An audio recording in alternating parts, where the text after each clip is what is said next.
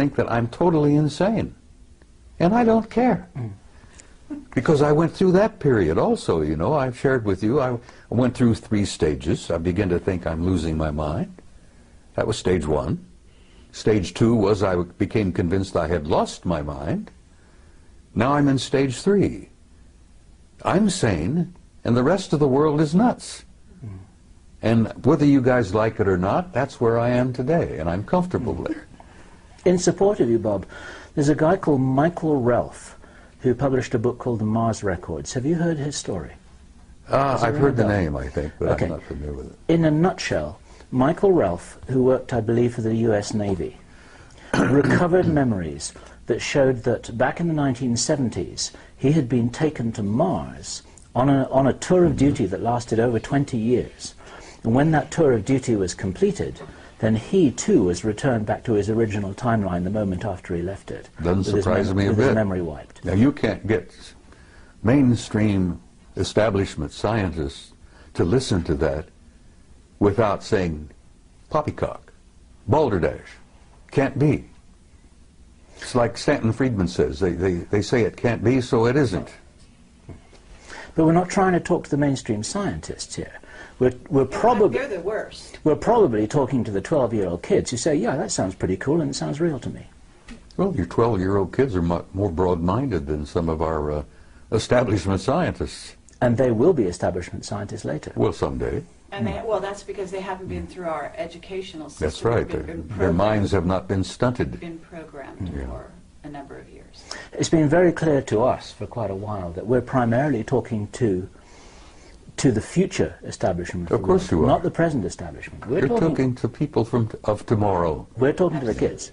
And the kids are our future. And if we can wake them up, point them in the right direction, and inoculate them against what they're being told by their teachers, then that helps the ball roll a little bit faster. Okay, but tell us about your experience disappearing for 6 weeks? 6 weeks. It shocked the hell out of me. Where'd you go? I don't know. I don't know whether I was on their home planet or whether they'd taken me through a doorway, a portal, into another dimension. Okay. I heard the name Melina mentioned as to where we were. Now, this interview where I say that I was with them for 6 weeks. They brought me back 5 minutes after they took me. But I remembered 6 weeks. Are we on camera? We're on camera. All right, well, look, people said, what did you eat? And I said, I asked for bacon and eggs. I had steaks, I had pork chops, just about anything I wanted, I got. I went to the bathroom, you know, my physical functions continued for 6 weeks. I literally lived 6 weeks with them. And you asked me where, and I can't tell you where. The name Melina came up.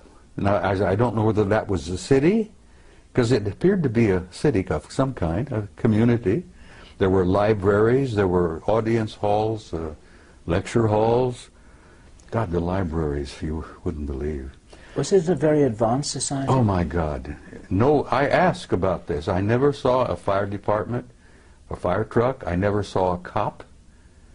I got the impression there was no such thing as a police department.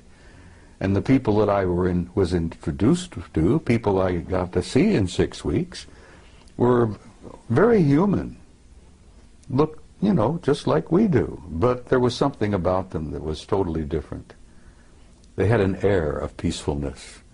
They had an air of incredible knowledge. What did you do during that time? Why did they take you? Ask questions and was shown things.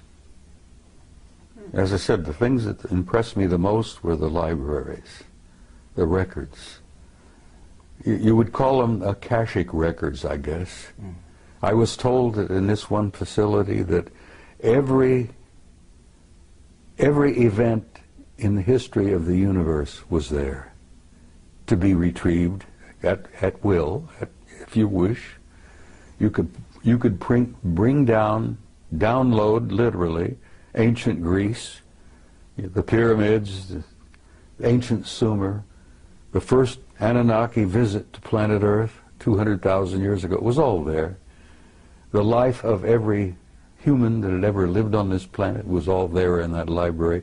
Now, can you imagine the computer technology that would allow that where you can retrieve it at a poke of a button, and there it is. You get a wide screen. You can literally almost relive it. The history of the human race was there. So you had the experience that Billy Doo had? I was shocked. Bill, I damn near died. It was not what they were sharing with me and what they were showing me. It was the shock of coming back. Now, it's very close to when people have a near-death experience and they go over and they look around and they see the reality that they're literally a part of, that they were part of before they incarnated here. They'll be a part of it when they depart from here.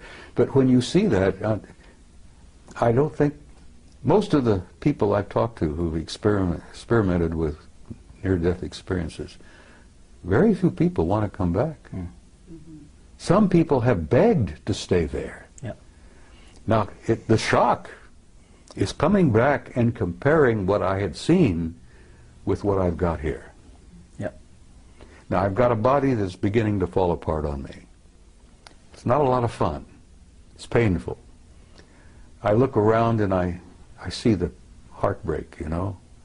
Not only do I see the war, I have the grandson who's dying from wounds he received in Iraq. I'm growing older. I'm losing all my old friends. They're going home. Wendell was happy to leave. I won't say that tomorrow night in the ceremony involving him, but he was ready. He told me a year ago, Bob, I'm tired. I want to go home. And he knew where home was. But the shock, the psychic shock that I have experienced, and I told you on that, spoke yesterday, why I use the story of Billy Doo, because literally it would happen to me. The psychic shock of seeing what I saw and being exposed to what I had been exposed to and coming back here. It damn near devastated me. You're saying recently it devastated you, or are you talking about your original exposure? The whole thing, honey, has devastated me. I've been through three wars. It's also enlightened you. You know, it's oh yeah, also I think that was the purpose of taking me. Yes. Yeah, they shook me up, physically and spiritually. There's a book called Don't Fear to Kill a Dead Man. That's the title. Don't what? Never fear to kill a dead man. You know, humans, before you're awakened, for all intents and purposes, you're asleep. You're asleep. Mm-hmm. Well, It's I've been a form of asleep. death. I've been asleep. So You know, it's I had a three. shock I've had right 3 now. marriages. I fought in 3 wars. I've had 3 careers, and I jokingly say, make that 4 wars after looking at my 2nd marriage. Anyhow, the What shock year of coming back and What year was this, Bob? What year did it happen? oh God, it was somewhere around. I came out of the. I started speaking publicly in '91. It must have been in the early 2000s, 2002 or 3, somewhere in there. You mean that's the year when you had this experience you're talking about, where you I was gone for 6 were weeks. gone for 6 Then I find out I was only gone from here for 5 minutes. Now you try to put that in your pipe and smoke it. And when I jokingly told you earlier that, you know, I went through these stages where I thought I was losing my mind, and I convinced myself I had lost my mind. And now I'm at stage 3 where the rest of the world is nuts and I'm the only sane person there is, other than you nice people here, you see. Thank you, yes. Yeah, but that is somewhere in the No, I think that we're all in 2003 or that place. 2004. You know, No, we're not all in that place. Yes, 90% of the world is still in dreamland. I mean people like us, people that have been through experiences like this. We do tend to look at the rest of the world as if they're crazy, because they appear crazy. Well, look at the wars. War is insane. A sane person would never go to war. Exactly. Well, the 6 weeks I spent with them, and of course, I see them regularly. I really am. They take me aboard ship. I've been on board their ships many, many times. You know, I get an evaluation. I think I get a kind of a healing. Okay, do you want to describe the beings you're talking